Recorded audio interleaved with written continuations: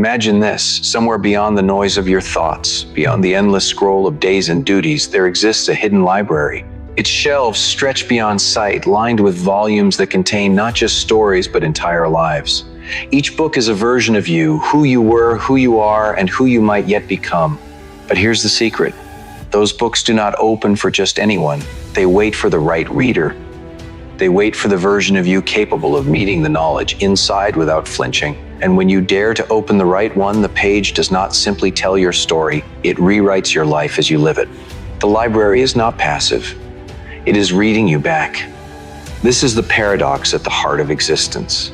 Most of us are taught that life is something that happens to us, a series of accidents and causes colliding in a blind universe.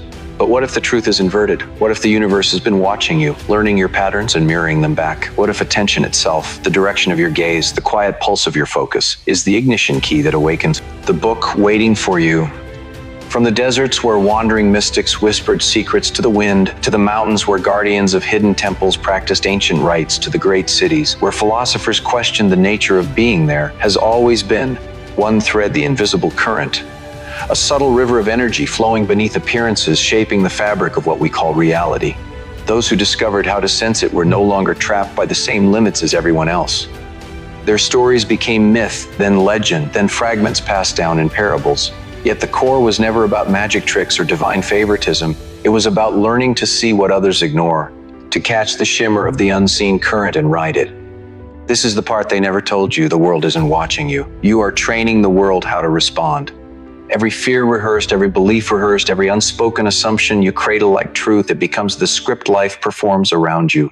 You believe you are a passive character in a predetermined play, when in truth you are the director whispering stage directions through the tunnel of your attention. What you repeat, reality learns. What you deny, reality silences. What you dare to imagine, reality experiments with in secret, waiting for you to sustain the signal long enough to give it form. Think of it this way: the mind is not just a mirror reflecting reality, it is a lens bending it. A lens that can sharpen, distort, or magnify depending on how it is used. When your lens is fogged by doubt, every possibility seems dim. When your lens is clear, suddenly the very same circumstances appear illuminated with options. This is not fantasy, it is a shift in signal. The sages of the past described it in metaphors: the serpent that coils wherever you set your eyes, the flame that grows only when you breathe upon it, the code written not with ink but with thought. Each is a pointer to the same mystery: attention sculpts reality. But if attention is the key, who is steering your attention? This is the dangerous question, because most people never notice that their focus has been hijacked by the noise of the crowd, by the programs of culture, by the unconscious repetition of yesterday's pain. Each time your mind drifts into fear, you are opening a book in that hidden library that you do not truly wish to read. Each time you rehearse anger, you are underlining the same sentence over and over, ensuring it dominates the chapter. And each time you choose silence, stillness, or gratitude, you are setting the stage for an entirely new shelf to reveal itself. The library responds, but it does not choose for you. It mirrors your choosing. So pause for a moment. Ask yourself, which book have you been opening unconsciously? Which story have you been handing to the universe to echo back? Is it a story of survival and scarcity, or is it a story of resilience, of unseen allies, of power flowing in places you never thought to look? The difference between those shelves is not guarded by force, but by awareness. Awareness is the library card, the one credential that allows you to wander deeper past the surface myths and into the chambers where the infinite manuscripts reside. In this sense, the ancient masters were not dreamers detached from life. They were cartographers. They drew maps of the invisible rivers so that those who came after them would not drown in ignorance. They marked the places where energy gathers, where thought becomes form, where belief coagulates into matter. They warned that misuse leads to chaos, but alignment opens freedom. And freedom for them was not political or economic, it was ontological. It was the freedom of being able to step across thresholds without being dragged by fear. To walk into the unknown and recognize it as kin. Now, in the age of algorithms and data streams, the principle has not vanished. It has simply been disguised. Attention is still currency. Focus is still the rarest power. And those who control it, whether sages of the past or corporations of the present, understand that to shape attention is to shape destiny. The question is no longer whether the library exists. The question is whether you will wander its halls consciously or allow others to guide your hand to the wrong shelf. Remember this, the book you open opens you back, the words you read reshape the reader, and the story you choose to believe bends the very stage upon which you stand. So when you ask, how do I change my life? The hidden answer has always been change the story you are rehearsing to reality. Because the library is listening, and it is waiting for your command. But if the library is real, if the shelves stretch endlessly with futures waiting to be read, then another paradox stares at us. Who placed the books there in the first place? Who wrote the sentences we now choose between? And what hidden editor has been slipping lines into our story without our consent? We left the library with a burning question: who placed the books there and who dares to edit them while we sleep? This is where the hidden conflict begins. A tension older than empires, science versus faith, reason versus myth, signal versus noise. On the surface, they appear as enemies, but beneath the arguments lies a strange symmetry. Both are groping toward the same truth. Reality is not fixed, it is participatory, and the observer is never innocent. For centuries, scholars scoffed at mystics who claimed thought could bend the world. Stories of monks stilling storms with chants or shamans calling rain with dance were dismissed as superstition. Yet deep inside, laboratories shielded by equations and white coats, an uncomfortable discovery shattered certainty: the double-slit experiment. A particle, when left unobserved, behaves like a wave, diffuse potential, a ghost of possibilities. But the moment an observer enters the stage, the wave collapses. It hardens into a particle. Form takes command. This was not metaphor, it was measurement. The act of attention itself altered the outcome. Here lies the paradox: that rattled physics. Is matter solid, or does it wait for mind to decide its costume? Some scientists clinging to old certainties call it randomness. Others whisper the forbidden thought: consciousness is not an accident of matter. Perhaps matter is the accident of consciousness.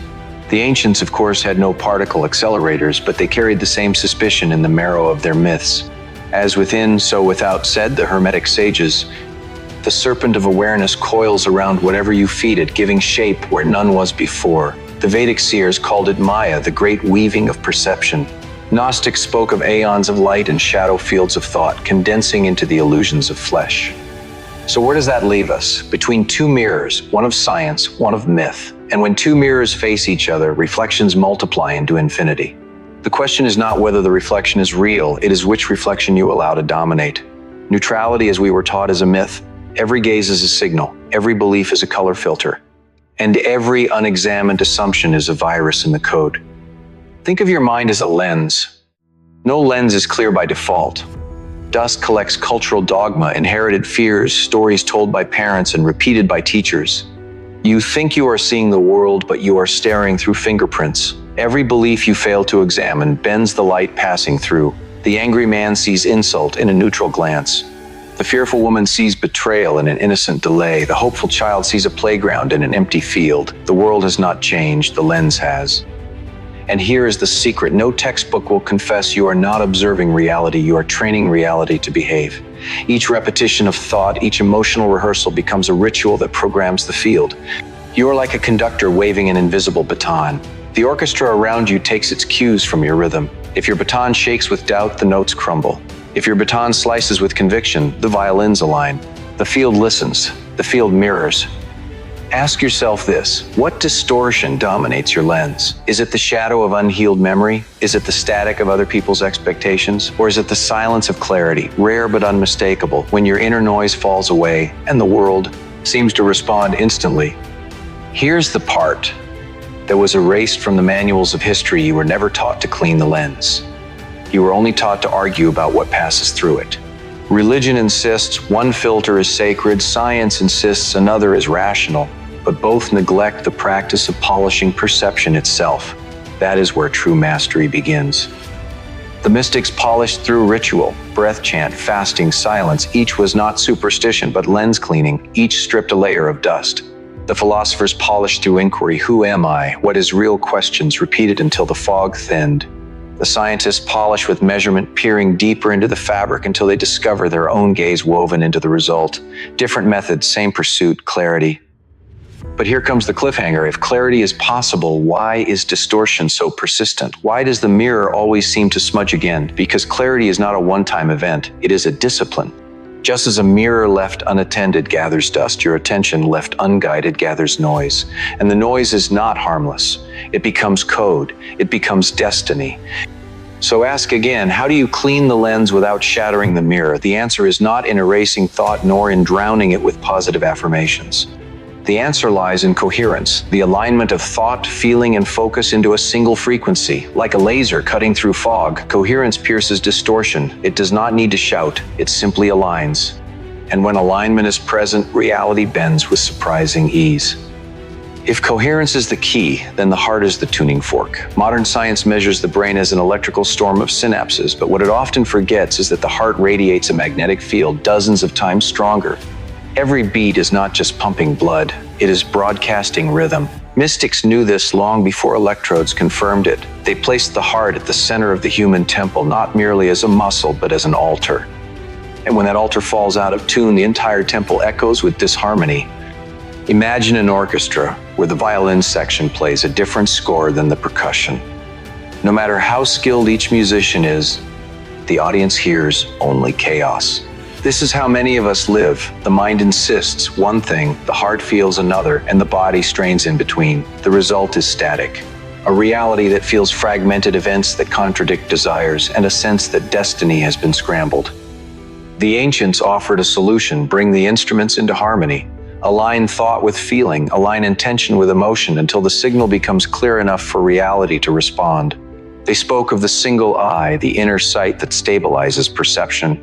Today, some interpret this as the pineal gland buried deep in the brain, sensitive to light, rhythm, and perhaps subtler influences. Whether gland or symbol, the teaching is the same: clarity comes when the inner sight is unified. But coherence requires more than meditation on light. It demands confrontation with darkness. This is where shadow work enters the ancient practice of meeting the parts of ourselves we exile. The fears we bury, the griefs we silence, the anger we disguise as politeness, all of them keep vibrating beneath the surface. And while unacknowledged, they hijack attention. They steer the lens toward the very outcomes we swear we don't want. A man who hides his shame finds it reflected in every interaction. A woman who fears abandonment unwittingly tests her bonds until they break. The shadow unacknowledged becomes the ghostwriter of the book you read in the hidden library. To face the shadow is not to erase it, but to reclaim its energy. Jung said, what we resist persists, what we accept transforms. The mystics would agree. They designed rituals not just to summon light, but to integrate darkness. Fire ceremonies where fears were named and burned. Vigils in caves where visions confronted inner demons. Silence in deserts until the mind's monsters revealed their true forms, illusions built from neglect. So ask yourself, what secret does your fear protect? Every fear guards a threshold. Every shadow conceals a gift. The one who trembles before rejection may discover hidden leadership once that wound is healed. The one who hides from conflict may find the voice of the poet sharp enough to cut through lies. The key is not denial, but dialogue. Look into the mirror and whisper, what story are you forcing me to repeat? And then with courage, listen. There is another dimension to this tuning. Emotions are frequencies. Gratitude vibrates differently than resentment. Joy sends ripples through the field that despair cannot. These are not abstract notions. They are measurable shifts in heart, rhythm, nervous system, balance, hormonal cascades. When thought and feeling conflict, the signal is scrambled. When they unite, the signal becomes coherent. Reality, like an antenna, tunes more easily to coherence than to noise. This is why moments of alignment feel uncanny. Coincidences pile up, doors open, the world seems to anticipate your steps. It is not luck, it is resonance. Symbols can help. A candle flame is a teacher. Sit before it. Notice how your breath can steady the flicker. In that moment, your nervous system and the flame enter dialogue. Or close your eyes and picture a serpent uncoiling at the base of your spine, rising slowly as your breath carries it upward until it rests like a crown of fire above your brow. These images are not mere imagination. They are codes that speak to layers of mind deeper than logic. They remind the body of its forgotten coherence. The pineal gate, the so-called third eye, has been honored across traditions as the portal of inner sight. The Egyptians carved it as the eye of Horus. Hindu sages painted it as the bindi between the brows. Gnostic texts hinted at the single eye that illuminates the whole body. Whether physiological organ or symbolic center, its role is the same: to integrate perception into unity, to collapse the split between inner and outer, to remind the observer that the lens itself can be clear. But remember, clarity without shadow is fragile. To polish the lens is not enough if the cracks remain beneath. Integration is the deeper art, bringing the rejected fragments back into the whole. This is why rituals of forgiveness matter. This is why journaling, breathwork, or guided visualization are not luxuries but necessities. Each practice is a conversation with the parts of you waiting in exile. Each acceptance reclaims power once trapped in chains. So here we stand, heart broadcasting, mind focusing, shadow whispering, pineal gate watching. When these align, reality bends. When they scatter, reality resists. The question is no longer whether the field responds. It is whether you are coherent enough to send a signal worth echoing. This is the hidden frequency of the heart, not the sentimental heart of greeting cards, but the magnetic heart of temples, drums, and chants. The heart that sings in resonance with the universe. The heart that knows silence deeper than words. The heart that, when aligned with mine, becomes a beacon through which the library of possible futures decides which book to open in your name. But coherence is not the end. It is the bridge. And every bridge demands a crossing. The crossing comes through ritual, through actions that bind philosophy into daily rhythm. Without ritual, wisdom remains theory. With ritual, wisdom becomes flesh. The ancients knew this. And the question now becomes, what daily practices can transform the abstract into the real, the hidden code into lived experience? The ancients knew a truth we keep forgetting: wisdom without ritual dissolves like smoke. Knowledge is fragile until it is embodied. To think is not enough. To know is not enough. The library of infinite futures will not turn its pages for the curious alone. It responds to those who act, even if the action is small, even if the action is symbolic. Ritual is how you whisper into the field, how you teach reality the rhythm you want it to echo. Let us begin at dawn. Before the noise of the day enters your bloodstream, sit with your breath. Inhale to a slow count of 3, hold for 6, exhale for 3. This is not just breathing, it is code. It steadies the nervous system, sharpens the lens, and places your attention in command. While the breath steadies, speak one line into your palm. Whisper your intention as though sealing it into the flesh. Today I walk as one who sees, or I allow abundance without guilt. Close the fist gently as though folding the sentence into a scroll. Carry it until night. This is the ritual of naming the page. Each time you feel lost, touch your palm and remember which book you chose to open. The mirror comes next. Stand before it not to critique the surface, but to confront the shadow. Draw with your fingertip or only in imagination a small sigil over your heart space. It need not be elaborate. It can be a spiral, a line, a symbol that speaks only to you. As you trace it, speak a forbidden truth you are ready to allow. I permit myself to be loved. I am not bound by fear. The mirror listens. The reflection absorbs. What you declare in symbol echoes deeper than what you chant in empty words. Then comes the practice of gratitude as voltage. Not the shallow list-making we scroll past on social media, but the deeper current of felt resonance. Choose 3 moments from the last 24 hours. A laugh, you overheard a beam of light across your desk, the quiet loyalty of a friend. For each moment, close your eyes and breathe it for 12 full breaths. Let it saturate the nervous system. Let it change your pulse. Gratitude is not an attitude, it is electricity. It charges the field. It raises the signal to noise ratio until coherence has no choice but to form. But the field is not only internal, it saturates the room around you, the space in which you live and work. So clear it, not only with mops and sprays, but with visualization. Stand at the center of your room. Imagine a wave of luminous mist sweeping from one corner to the next, washing walls, furniture, and air. Name what is leaving: stagnation, borrowed fear, exhaustion. See the mist, dissolve it, feel the room brighten. Those who visit may never know why they feel lighter in your presence, but the field will know. You have tuned it. And then ground yourself. Step outside barefoot if possible. Place your feet on earth or stone. Count 108 heartbeats. Synchronize thought with pulse. Whisper no words. Let the rhythm itself be the language. The ground answers, the static falls away, and you stand once more as a conductor baton, raised orchestra waiting. As night falls, the ritual shifts.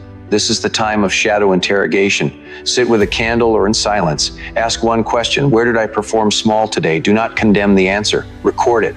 Then rewrite it, not in fantasy, but in micro-action. If you stayed silent in fear, write tomorrow, I will speak one sentence more than I dared today. If you avoided a challenge, write tomorrow, I will take one step closer. Small shifts ripple louder than grand declarations. The library is not impressed by dramatic vows. It opens to consistency. These rituals are not superstition. They are signals. They are ways of teaching your attention to focus your heart, to radiate your shadow, to soften your body, to participate. Without them, wisdom stays abstract, like a map never walked. With them, wisdom becomes embodied. It moves from head to hand, from symbol to signal, from invisible current to visible change. Remember, ritual is not about perfection. It is about repetition. A violin does not stay in tune after one adjustment. It must be tuned again and again until harmony becomes natural. So it is with the self. The field responds not to occasional bursts of clarity, but to the steady hum of coherent practice. One breath, one sigil, one declaration, one clearing. Day after day, the signal sharpens. Do not dismiss the simplicity of these acts. The universe does not require fireworks to listen. It requires coherence. When your thought, emotion, and ritual align, the field responds. Not always in the way you expect, but always in resonance with the frequency you broadcast. Opportunities appear, synchronicities multiply, the right book opens at the right time, and yet a question lingers. If rituals tune the instrument, who is the musician? If you are the conductor who composed the score, if you are the reader who wrote the book, the rituals are the tuning, the breath, the sigil, the clearing, the grounding. Each one tightens, a string polishes, a lens steadies a rhythm, but a perfectly tuned instrument sitting in silence is wasted potential. A conductor who never raises the baton cannot summon the orchestra. And here lies the final step, becoming not just a witness of energy, not just a student of rituals, but the conductor of your field. Look back for a moment. You began in the hidden library where each shelf shimmered with potential futures, each book waiting for your touch. You discovered that attention itself is the key. Every glance, every belief, every fear rehearsed is a command whispered to reality. Then came the paradox, science and myth, pointing to the same secret, that observation alters outcome, that neutrality is an illusion, that every lens colors the field. From there, we descended into coherence, where heart and mind align, where shadow is integrated, where the pineal gate opens, and then we turned wisdom into action, daily rituals that transform philosophy into signal. Now we arrive at the ascent, the place where all threads weave into a single symphony. To live as conductor is to accept responsibility. You cannot claim to be victim and conductor at once. You cannot demand mastery and cling to passivity. To raise the baton is to declare, I am the rhythm by which reality will answer. This does not mean you control every note of the orchestra. It means the orchestra takes its cues from you. Storms may still thunder, but your signal dictates how they echo. Doors may still close, but your coherence determines which ones open. So how do you step into the role of conductor? Through alignment of four forces: attention, emotion, meaning, and repetition. Attention is the aim, the direction of the baton. Emotion is the charge, the power that carries the signal into the field. Meaning is the code, the interpretation you assign, which shapes how the energy organizes itself. And repetition is the score, the daily rhythm that teaches reality what to expect from you. Most people live with these forces scattered. Their attention darts like a moth to every flame. Their emotions surge without discipline, amplifying fear as often as hope. Their meaning is borrowed from culture, from family, from voices louder than their own. And their repetition is unexamined. They repeat what wounds them, not what frees them. The conductor does the opposite. The conductor brings all four into coherence. Here is a challenge to anchor your ascent for 7 days. Choose 1 hour. It can be dawn, dusk, or midnight. At that same hour, perform the rituals in sequence: breath, sigil, gratitude, clearing, grounding. Track what shifts. Write down synchronicities. Notice how conversations change, how coincidences multiply, how silence grows deeper. This is not superstition, it is rehearsal, and rehearsal is how the orchestra learns your rhythm.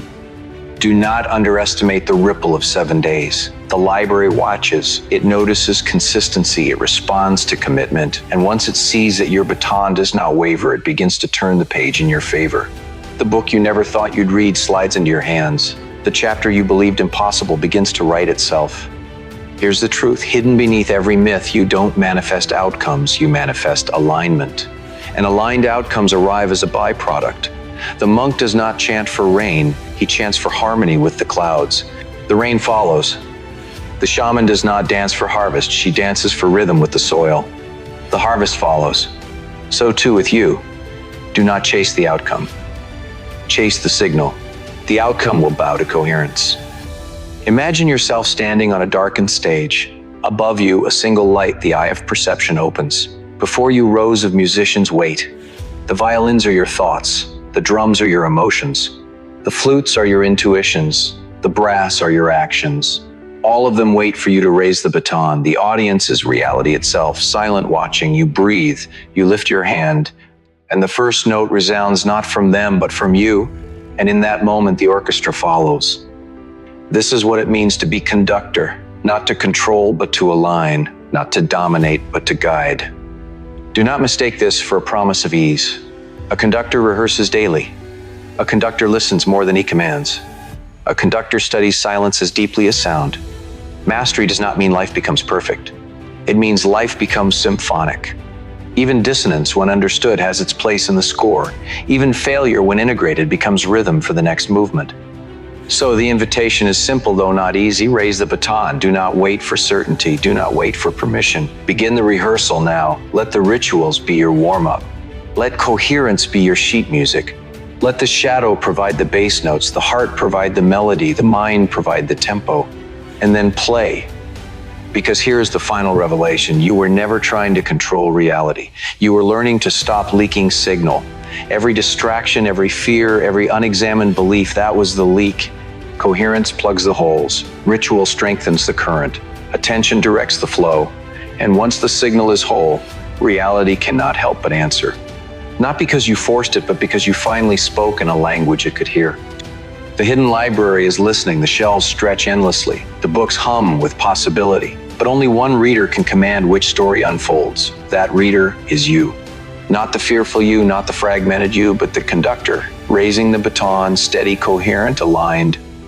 So begin. Begin with one breath, one sigil, one clearing, one page. Begin with a rehearsal of 7 days. Begin with the courage to open the book that has been waiting for you since the beginning. Because the library is not passive. It is watching, it is mirroring, it is waiting. And when you finally raise the baton, when you finally command the field with coherence, you will discover the truth, whispered by sages, sung by shamans, hinted by physicists, and buried in your own shadow. You are not here to read the story. You are here to write the sentence only you can survive.